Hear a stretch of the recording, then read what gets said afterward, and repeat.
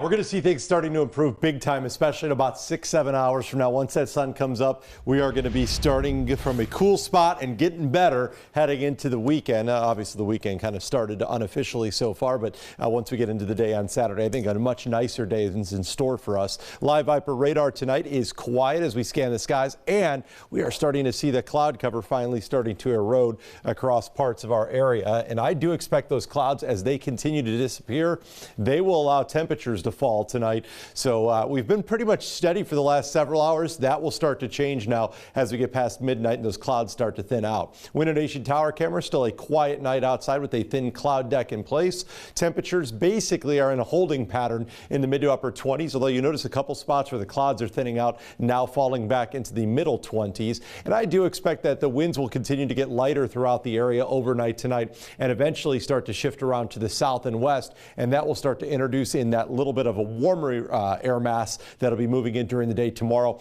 and set us up for really pretty awesome weekend for February. So wind chills outside, still on the cold side. And I think as you head outside tomorrow morning, it is going to have quite a bite to the air initially, but give it a couple of hours and things will warm up nicely during the morning hours tomorrow. You can see our winds are out of the west-northwest at 8 right now. That will shift around to the southwest tomorrow, and that's going to bring in warmer air mass and kind of a nice pattern that we're going to deal with throughout the weekend and into next week as well. And it's going to be another one that ends with temperatures getting back into at least the 60s by the end of the forecast period, with another cold front at the tail end. So short term tonight, again, cloud cover will thin out. You can see that light southwesterly flow starting to develop around daybreak tomorrow morning. As we head through the morning hours and it's the afternoon, not expecting a lot of cloud cover. So if you traded in the sunglasses for the winter coat, you might need both tomorrow morning to start off with, but you're going to want those sunglasses throughout the day. That's going to be a bright Saturday, a little bit breezy into the afternoon hours, and then tomorrow night later we will start to see a few clouds moving back in,